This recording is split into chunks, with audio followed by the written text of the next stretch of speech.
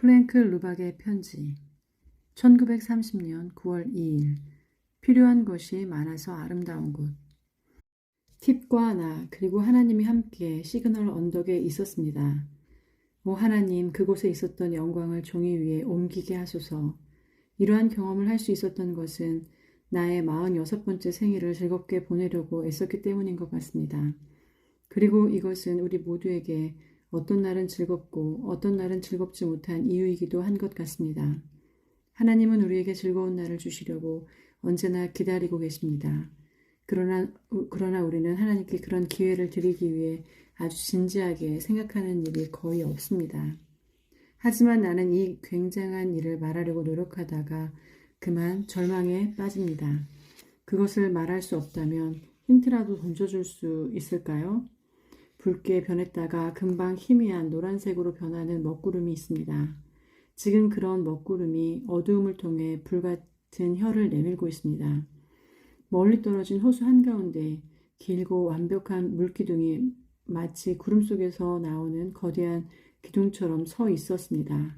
그것은 난생 처음 보는 바다에서 하늘로 이어지는 완벽한 물기둥이었습니다. 숨어있던 태양이 나타나면서 내 머리 위로 그 검은 구름이 영광스러운 금빛으로 변했습니다. 하지만 내가 놀란 것은 그 때문이 아니었습니다. 바로 그때 하나님이 말씀하고 계셨습니다. 팁이 내 팔 밑으로 바싹 다가왔을 때 나는 그의 머리를 가볍게 토닥거리며 말했습니다. 우리는 이 어마어마한 세상 한가운데 있는 두 마리 작은 벌레들 같구나. 나는 너보다 아는 것이 좀 더 많긴 하지만 그리 많이 아는 것도 아니야. 하늘을 움직이는 위대한 존재에 비하면 나도 너와 다를 바 없는 보잘것없는 사람이지. 내가 나에 대해 잘 모르는 것처럼 나도 하나님에 대해 조금밖에 알지 못한단다. 어쩌면 훨씬 더 모를지도 모르지. 내가 나보다 더 현명할 수도 있어. 나는 어서 우주 속으로 들어가고 싶어 애태우는 반면 너는 그저 누군가 머리를 토닥여주고 벼룩을 찾는 것에 만족하기 때문이야. 팁, 내가 더 젊었을 때는 세 가지 가장 큰 정신적 필요가 하나님, 자유, 불멸이라고 말한 칸트가 틀렸다고 생각했단다. 하지만 지금은 그가 확실히 옳다고 믿어. 46세의 내 영혼은 하나님을 필요로 하는 만큼 불멸을 필요로 하고 있단다. 또한 불멸을 필요로 하는 만큼 우리가 세상과 육신이라고 부르는 이 감옥으로부터 자유를 필요로 하지. 그때 하늘에서 조용한 음성이 들려왔습니다. 너의 먹구름들이 태양에게 기회를 주고 있다. 그것은 놀라운 일이며 어두움에서 나와 빛으로 가는 것이다. 그것은 삶을 매우 풍성하게 해준다. 너의 감옥은 또한 너의 그린물감 상자와 같다. 거기서 내가 아는 모든 아름다움이 쏟아져 나오는 것이다. 내가 지금 앉아있는 라나우는 온 우주 영역에서 가장 아름다운 피조 세계에 속한단다. 여기서 너는 눈을 떠서 아름다운 것을 볼 특권을 얻은 것이다. 내가 자비심을 가질 수 있을 때까지 거기서 벗어나려고 하는 것은 이기적인 것이다. 내가 죽은 후에도 너의 영혼이 남아서 다른 사람들이 더 넓은 삶으로 나아가도록 돕게 해달라고 기도하게 될 때 비로소 너는 그리스도를 닮아가는 것이다.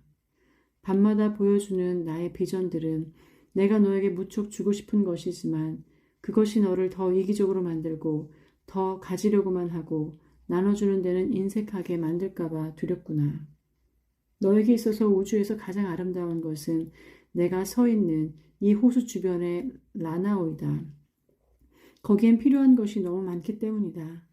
너는 거기서 그들의 굶주림을 일깨워 주어야 한다. 그들이 배고픔을 느끼지 않으면 먹일 수 없기 때문이다. 오늘 밤 그 밖에 일어난 다른 일들도 이야기하고 싶습니다. 하지만 다른 것은 모두 감정적인 것입니다.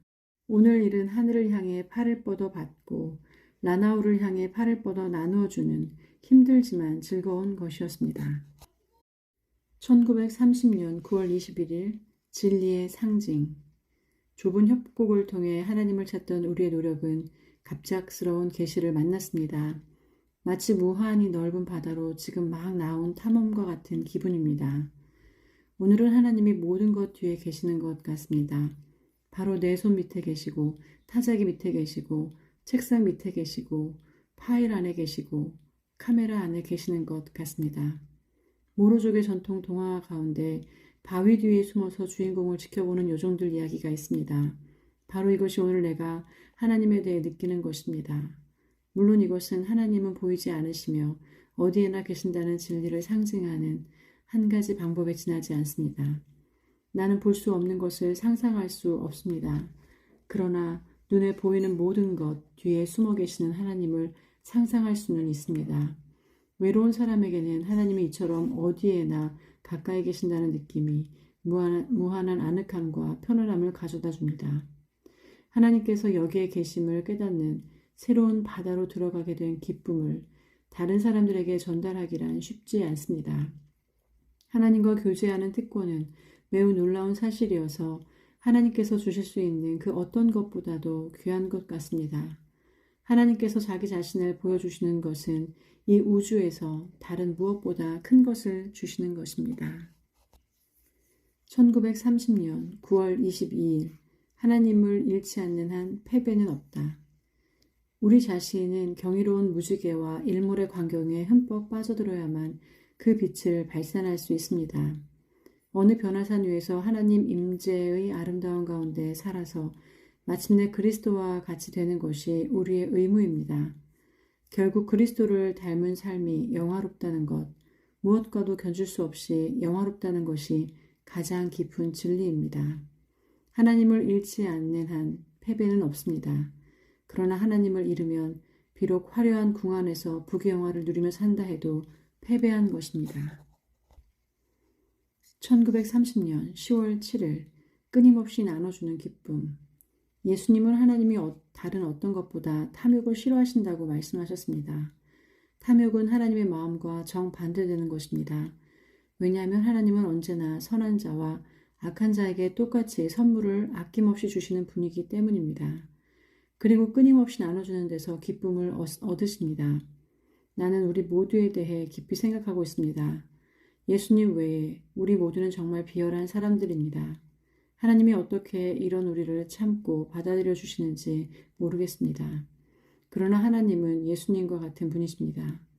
예수님처럼 하나님은 우리가 예수님을 닮아갈 때까지 포기하지 않으실 것입니다. 1930년 10월 12일 근심이 사라지다.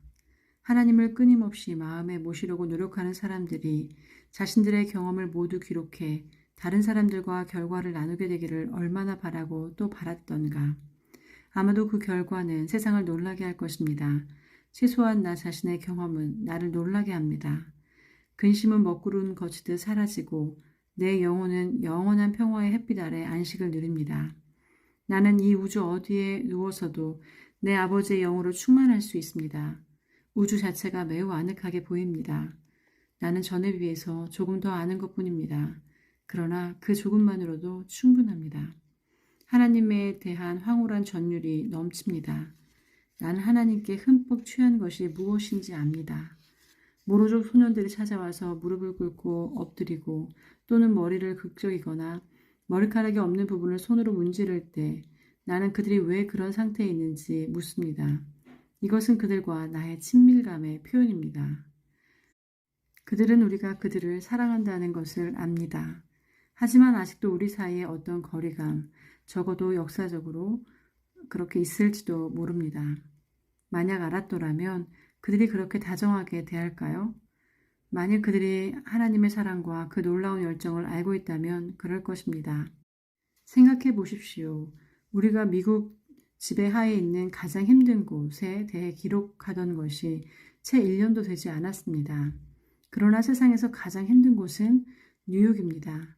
왜냐하면 뉴욕에서는 능력, 특별한 능력이 요구되지만 여기 라나오에서는 오직 사랑, 특별한 사랑만이 요구되기 때문입니다. 그들은 하나님의 사랑도 잘 받아들일 것입니다.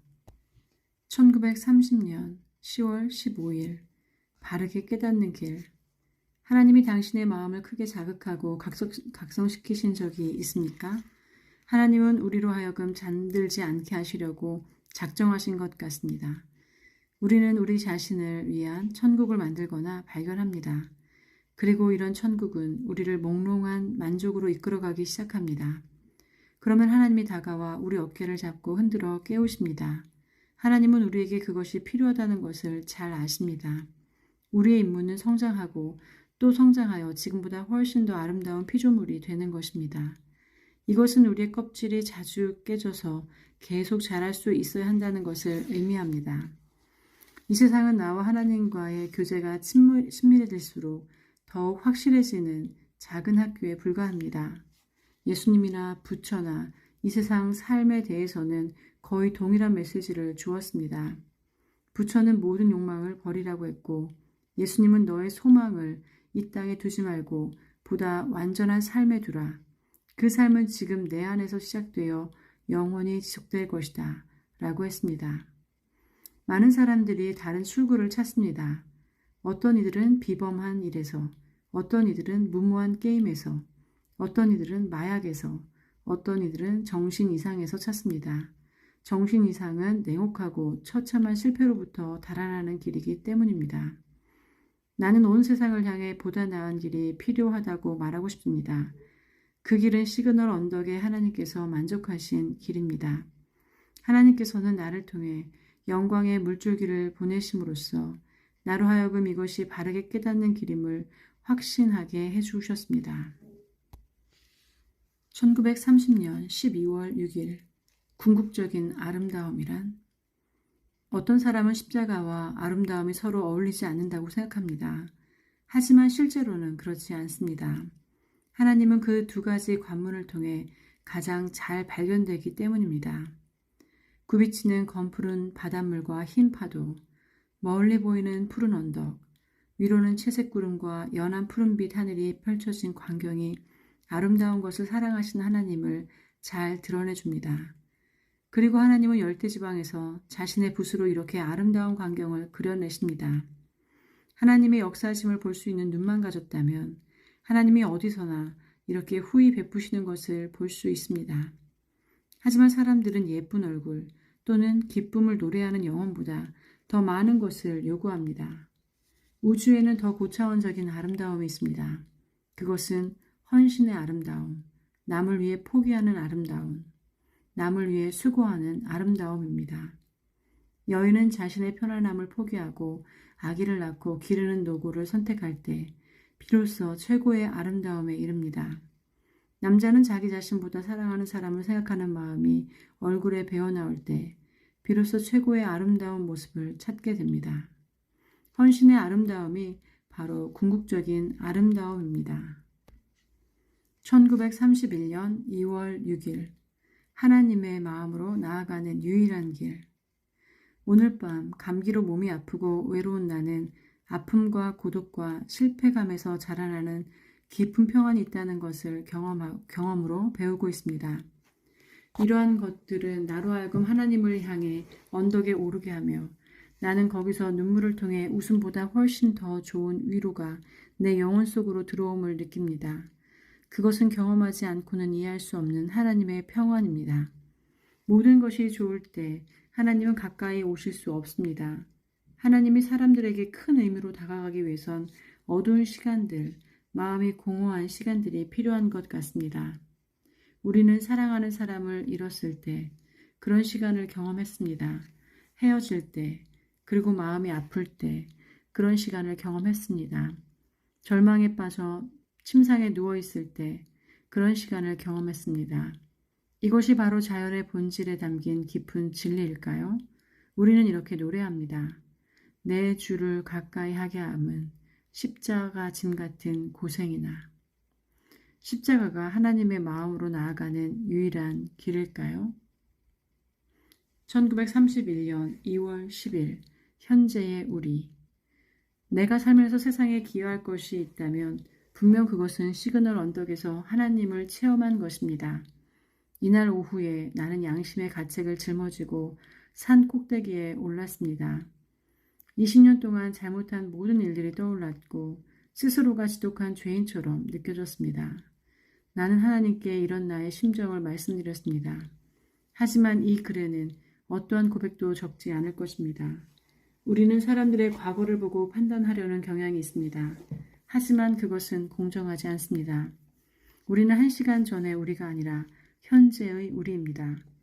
또한 우리가 잊어버리려고 헛되이 노력하는 과거의 모습이 아니라 우리가 현재 계획하고 있는 모습입니다.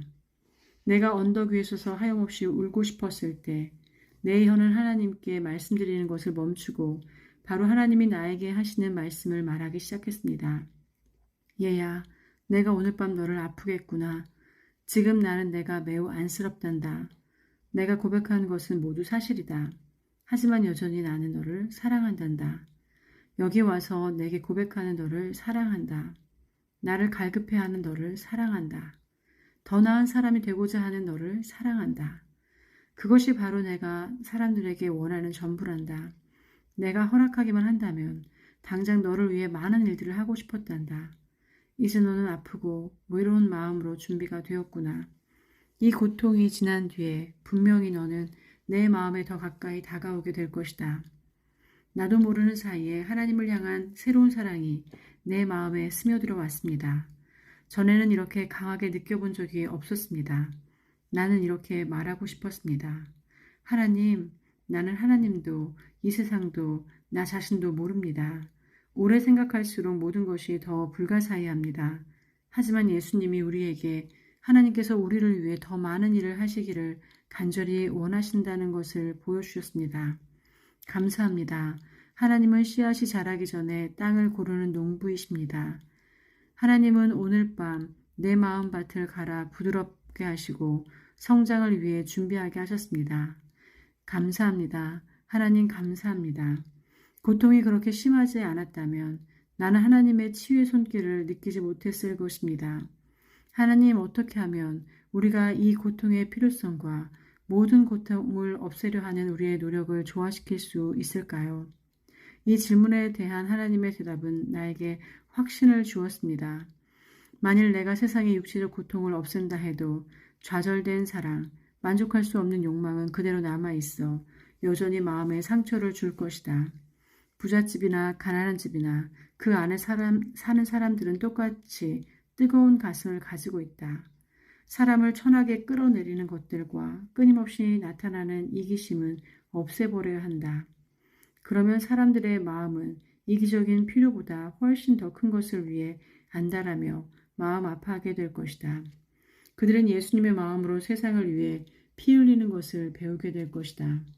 아마 앞으로 오늘보다 더 많은 고통을 겪게 될 것입니다. 왜냐하면 오직 사랑만이 거룩하게 고통당하는 법을 알기 때문입니다. 하지만 자신의 이기적인 실망에서 오는 천한 고통은 사라질 것입니다. 그리고 우리는 그 고통 속에서 장엄함과 숭고함을 보며 기뻐하게 될 것입니다. 1931년 2월 25일 왜 항상 하나님의 음성을 들을 수 없을까?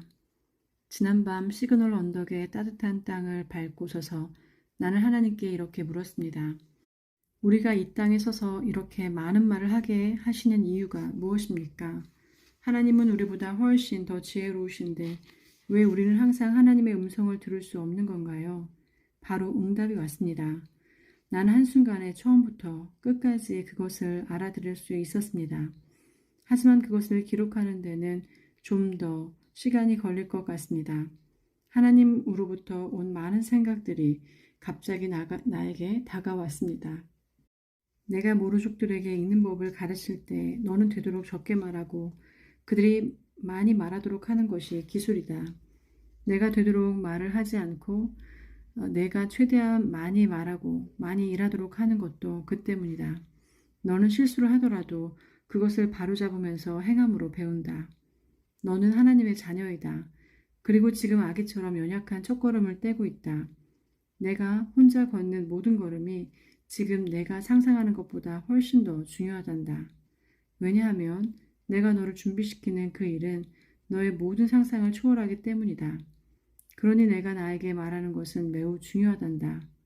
다른 사람들이 너의 기대를 만족시키려고 열심히 이야기할 때 그들이 하는 말들이 내가 그들에게 하는 말보다 더 중요하다. 이것이 가장 좋은 행동 방식이다. 그러니 나에게 많은 이야기를 해라. 다른 사람들이 너에게 많이 이야기하도록 해라. 그들이 하는 모든 좋은 말들을 인정해주고 그들의 실수는 눈감아 주어라. 1931년 3월 3일 하나님의 계시의 영광. 오 하나님께 충분한 기회를 드려서 하나님께서 우리 마음을 그분의 계시의 영광으로 채우시게 할 수 있다면 그런 복이 나에게 넘치기까지 하나님의 얼굴을 바라보는 것이 내가 할 일입니다. 하나님과 2시간을 함께 보낸 오늘 아침의 기분이 그렇습니다. 그래서 지금 나는 이 변화산 위에서 결코 떠나고 싶지 않습니다. 나는 이 사랑스러운 마음의 아픔을 영원히 간직하고 싶습니다. 하지만 그것은 그리스도를 닮은 것이 아닐 것입니다. 나는 지금 최선을 다해 강 건너 모로족 학교로 그리스도를 전하러 가야 합니다. 오늘 학교에 가면 아마 월급을 받을 것입니다. 과연 이 영광을 내가 일하는 학교에서 얼마나 적용할 수 있을까요? 1931년 4월 5일 그리스도를 선택하다. 예수님과 함께 시험당하는 우리 자신을 봅니다. 그는 다른 사람들을 위한 복된 사역을 위해 죽음의 문턱까지 걸어가셨습니다. 그는 잘못된 것에 대해 과감하게 반대하며 말하고 그 결과를 감수하셨습니다. 그는 매질을 당하셨습니다. 사람들이 자신의 얼굴에 침을 뱉도록 허용하셨습니다. 머리에 과시간을 쓰고 아픔을 견디셨습니다. 아무 말 없이 심지어 마음속으로도 분노하지 않고 조롱을 받으셨습니다. 십자가에 달려 괴로워하는 순간에도 자신의 어머니를 생각하셨습니다. 그리고 이렇게 외치셨습니다. 아버지여 저희를 사하여 주옵소서. 자기 하는 것을 알지 못함이니이다. 나는 이런 예수님의 말들이 분명 상상에서 나온 것이라고 주장하는 책들을 읽었습니다. 십자가에 못 박힌 극심한 고통 가운데서 말을 할 수 있는 사람은 아무도 없다는 것입니다. 하지만 예수님은 여러 번 그의 삶 속에서 인간으로서는 불가능한 모습을 보여주셨습니다. 이 장면은 그의 전체적인 성격에 들어맞습니다. 사실 그러한 고통을 당하면서 다른 사람들을 생각할 수 있는 사람은 아무도 없습니다. 하지만 예수님은 우리보다 훨씬 뛰어난 분이십니다. 예수님이 십자가에 달려 돌아가신 사건은 비극적이고 끔찍하며 공포스러운 일이었습니다. 세상에서 가장 훌륭한 사람이 죽어간 것은 매우 선해서 그것을 피할 수 없었기 때문입니다. 그것은 인류를 더 깊은 절망으로 몰아넣었습니다. 그들은 예수님을 기억할 수도 있고 기억 못할 수도 있습니다. 내 생각에 아마도 그들은 예수님을 잊으려고 노력했을 것입니다. 왜냐하면 인간은 하나님이 선하신 분이라고 믿기 원하는데 십자가의 고난은 우리가 생각하기에 가장 충성스러운 분을 하나님이 버리시는 것을 보여주기 때문입니다. 하나님은 가장 충실한 옹호자를 저버리셨습니다. 십자가만 보면 정말 끔찍합니다. 하나님이라면 그런 끔찍한 드라마를 멈추게 하실 수 있는데도 말입니다. 나의 하나님, 그런데 왜? 만일 부활이 없었다면 우리는 선하신 하나님을 믿지 못할 것입니다. 그것은 믿기 어려운 이야기입니다. 왜냐하면 우리는 그 전이나 후로도 그와 같은 일을 본 적이 없기 때문입니다. 하지만 그 일은 전례가 없기 때문에 믿기 어려울 뿐입니다. 다른 한편으로는 그것을 의심하기가 훨씬 더 어렵습니다. 나는 우주에서 하나님의 전생의 이야기를 배제하거나 아니면 어떤 지성이나 감정을 배제해야 합니다. 만일 내가 그렇게 한다면 나의 문제는 단순히 지적인 문제가 아니라 도덕적인 문제가 됩니다. 나는 실제로 다른 이들을 위해 나 자신을 희생할 수 없습니다. 왜냐하면 그것은 숭고하게 들리지만 어리석은 일이기 때문입니다. 예수님의 행위는 경솔하고 헛될 뿐이라 나머지 인류를 그릇된 길로 인도하는 것이 됩니다. 스튜어트 케네디는 이렇게 말했습니다. 그것을 어떻게 입증할 수 있습니까? 그것은 입증되지 않습니다. 입증할 수가 없습니다. 이기기 전에 어떻게 승리를 입증할 수 있습니까? 죽을 때까지 따라가 보지 않고서 어떻게 당신이 이끄는 사람이 따를 만한 가치가 있는 지도자라는 것을 입증할 수 있습니까? 당신은 논쟁하기를 원합니다. 그런데 나는 그것을 원치 않습니다. 그것은 선택입니다. 그리고 나는 그리스도를 선택했습니다. 마지막 문장이 모든 문제의 핵심입니다. 그것은 선택입니다. 그리스도를 택하면 비밀을 알게 되고 그리스도를 배격하면 절망을 얻습니다. 1931년 9월 18일 마음으로 나누는 하나님과의 대화.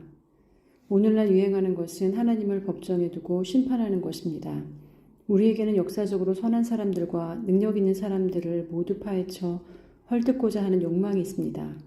하나님도 그것을 피해갈 수 없습니다. 그것은 진리 추구의 잘못된 부산물의 하나이며 거기에 남을 비방하고 싶어하는 인간의 추한 욕망이 더해진 것입니다. 그것은 일종의 질투입니다. 우리는 누군가 다른 사람이 우리보다 훌륭하다는 것을 믿기 싫어합니다. 하나님에 대해서도 마찬가지입니다.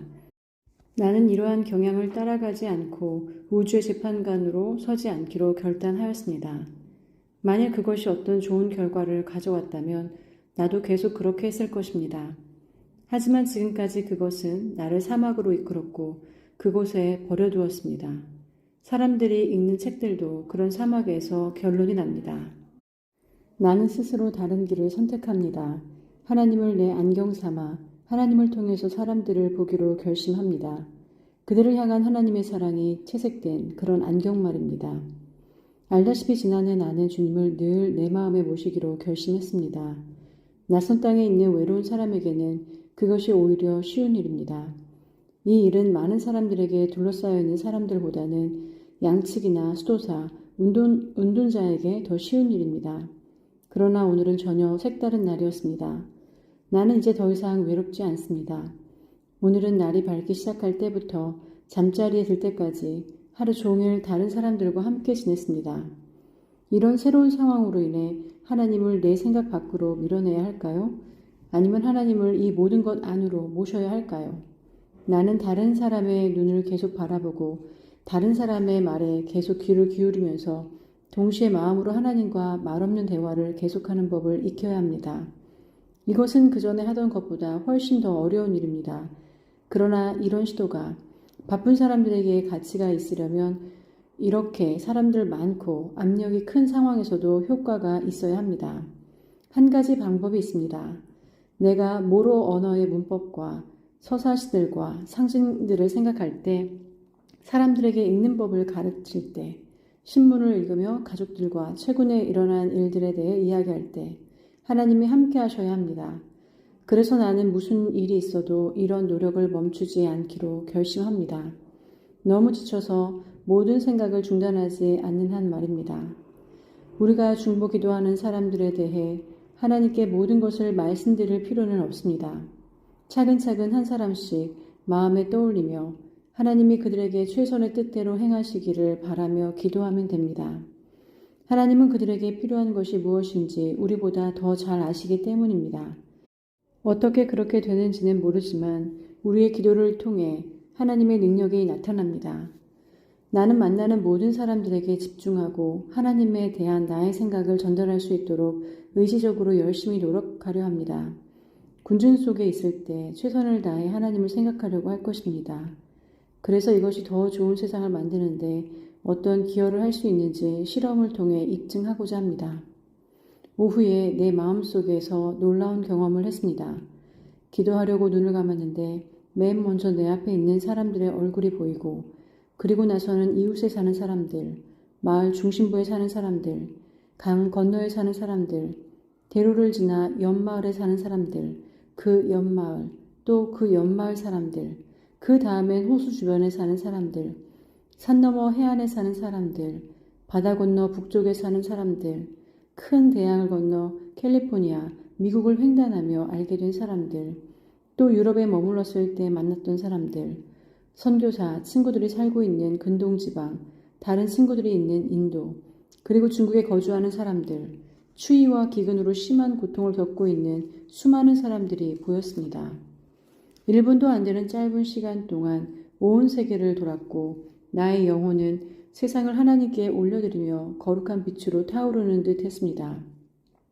하나님을 마치 사진 액자처럼 손닿는 데 두는 것이 아니라 사랑하는 사람에게 하듯이 몸을 기댈 때 하나님을 접할 수 있습니다. 하나님의 사랑같이 다함없는 사랑은 우리가 최대한으로 화답할 때까지 만족하지 않습니다. 또한 하나님은 아픈 팔로 내 이웃들을 안으시고 세상에 떠도는 무리들이 모두 하나님께 그리고 서로에게 반응하기 전까지는 만족하지 않으실 것입니다. 1931년 9월 28일 가벼운 의지의 압박. 온 인류가 알 권리가 있는 어떤 놀라운 축복을 우연히 얻게 되었을 때는 어떠한 관습이나 거짓된 겸손으로 인해 그것을 말하지 않는 일이 있어서는 안 됩니다. 비록 그것이 자신의 영혼을 많은 사람들이 볼 수 있도록 내어놓는 일일지라도 말입니다. 나는 놀라운 생활 방식을 하나 발견했습니다. 그렇다고 나와 같은 생활을 하라고, 아니 시험해 보라고도 강요하는 것은 아닙니다. 다만 그것이 놀라워서 지상의 천국이라는 것을 증거할 따름입니다. 그것은 아주 단순합니다. 어린아이라도 실천할 수 있을 정도로 아주 단순한 것입니다. 그것은 만나는 모든 사람들을 위해 속으로 기도하는 것, 온갖 다른 일을 할 때에도 하루 종일 쉬지 않고 계속 기도하는 것입니다. 이 단순한 행동은 사람이 쉽게 실행에 옮길 수 있는 가벼운 의지의 압박만을 요구하며 습관이 쉽게 자리 잡듯이 쉽게 고정됩니다. 그러나 삶을 천국의 생활로 바꾸어 놓는 힘이 있습니다. 누구나 새로운 풍요를 누리게 됩니다. 그러면 온 세상이 영광으로 빛나게 됩니다. 물론 나는 다른 사람이 나를 어떻게 생각하는지 모릅니다. 그러나 내 마음에 있는 기쁨은 이루 말할 수 없을 정도입니다. 이것 이외의 보상이 없다 해도 나는 이 행동에 대해 충분히 만족합니다. 오늘 나는 다른 사람들을 잊을 때 더 빨리 피곤해진다는 사실을 알았습니다. 나의 목적을 떠올리고 다시금 보이든 안 보이든 사람들을 하나님 앞으로 데려가기 시작할 때 새로운 힘이 생기고 모든 피로가 사라집니다. 1931년 10월 11일 하나님과의 우정. 하나님을 점점 더 알아가는 것은 우정을 쌓아가는 일입니다. 두 사람이 사랑에 빠지면 강한 우정을 느끼게 되며 그 친구가 존재하는 것을 기뻐하게 됩니다. 그리고 상대방에 대해 깊이 알아가는 일에 몰두할 것입니다. 자신과 사랑하는 사람이 똑같이 진실해집니다. 3가지 질문을 던져보겠습니다. 첫째, 당신은 하나님을 믿습니까? 이것은 그리 어려운 질문이 아닙니다. 귀신들도 믿고 떠느니라고 했으니까요. 둘째, 당신은 하나님을 아십니까? 업무 관계가 있는 사람은 알고 있습니다. 셋째, 하나님은 당신의 친구입니까? 아니면 당신은 하나님을 사랑합니까? 정말 중요한 질문은 3번째입니다. 어떻게 하면 이 단계에 이를 수 있을까요? 그것은 친구 관계가 이루어지는 것과 똑같습니다. 함께 행동함으로써 이루어집니다. 우정의 깊이와 강도는 둘이서 함께 행동하고 즐기는 일의 양과 다양성에 달려 있습니다. 그렇다면 우정이 늘 한결같을까요? 그것도 공통 관심의 항구성, 그리고 우리의 관심이 계속 늘어나서 정체하지 않느냐에 달려 있습니다. 최고의 우정은 성장을 요구합니다. 생명 자체가 진보적인 것처럼 우정도 진보적이어야 합니다. 친구는 항상 동행해야 합니다. 함께 오랫동안 가만히 서 있을 수 없습니다. 그것은 생명과 우정의 죽음을 의미하기 때문입니다. 하나님과의 우정은 아이와 아버지와의 우정과 같습니다. 이상적인 아들은 아버지와의 관계가 날이 갈수록 깊어집니다. 이처럼 우리도 하나님과의 사랑이 더욱더 깊어져서 그분의 관심을 더 많이 공유하게 되고 그분의 생각을 더 많이 하게 되며 그분의 일에 더 많이 동참하게 됩니다. 하나님께서 사랑을 일깨우시기 위해 만들어내신 도구 가운데 가장 뛰어난 것이 십자가입니다. 십자가 위에서 사랑이 가장 많으신 분이 모든 고통을 무릅쓰고 사랑 가운데 매달리셨습니다. 이 십자가는 세계 3분의 1의 사람들에게 사랑의 상징이 되었습니다. 십자가는 인간의 사랑에 가장 깊은 곳을 일깨워주기 때문입니다. 하나님이 잘못을 바로 잡으시도록 돕고 무력한 자들을 도우시도록 돕고 사랑하는 마음으로 그것에 대해 하나님께 말씀드리기 전에는 내가 한 말들이 모두 말에서 그칠 뿐입니다. 행동으로 옮기기 시작할 때 따뜻하고 친절한 마음을 실제로 느끼게 됩니다. 하나님은 조용히 들어오시며 당신은 그분이 당신 마음속에 계시다는 것을 압니다. 하나님이 당신과 함께 일하심으로 당신의 친구가 되셨습니다. 그러므로 누군가가 나에게 하나님을 어떻게 발견할 수 있냐고 묻는다면 즉시 이렇게 대답할 것입니다. 가장 깊은 필요를 찾아내고 그 필요를 충족시키기 위해 애쓰는 동안 당신 자신의 안락함에 대한 것은 모두 잊으라고 말입니다. 그것에 대해 하나님께 말씀드리십시오. 그분이 거기 계십니다. 당신도 그것을 알게 될 것입니다. 1932년 1월 2일 하나님을 붙드는 법. 올해는 모든 상황을 하나님께서 예비하신 것으로 받아들이고 그것이 지극히 평범하거나 실망스러운 일일지라도 한탄하지 않기로 결심했습니다. 우리는 모든 상황에 신적인 의미를 부여할 수 있습니다. 내가 가장 싫어하는 것 중 하나는 쓸만한 것을 생각해낼 수 없거나 이름이 생각나지 않는 공란이 자주 생기는 것입니다. 그래서 지금부터는 이런 현상이 나타날 때마다 하던 일을 멈추고 귀를 기울이라는 하나님의 신호로 여기기로 결심했습니다. 당신은 때때로 자녀에게 말을 걸고 싶기도 하고 또 때때로 침묵 속에서 자녀들과 함께 있고 싶을 것입니다. 마찬가지로 하나님께서도 우리와 침묵 속에서 가만히 있기를 원하시는 때가 있을 것입니다. 여기에 우리가 세상 모든 사람들에게 나누어 줄 수 있는 것이 있습니다. 모두 다 똑똑하거나 부하거나 아름다울 수는 없습니다. 모두 다 하나님께서 일부 사람들에게 주신 아름다운 꿈을 꿀 수도 없습니다. 모두 다 음악을 좋아할 수도 없습니다. 모두의 마음이 사랑으로 불탈 수도 없습니다. 그러나 모든 사람이 하나님을 붙드는 법을 배울 수는 있습니다. 그리하여 하나님께서 말씀하실 때가 되면 하늘의 생각이 맑은 샘물처럼 샘솟을 것입니다. 그날의 끝에는 모든 사람이 안식하게 될 것입니다. 모든 사람이 아버지의 품 안에 안식하면서 귀를 기울이며 그분의 세미한 음성을 듣는다면 얼마나 좋을까요?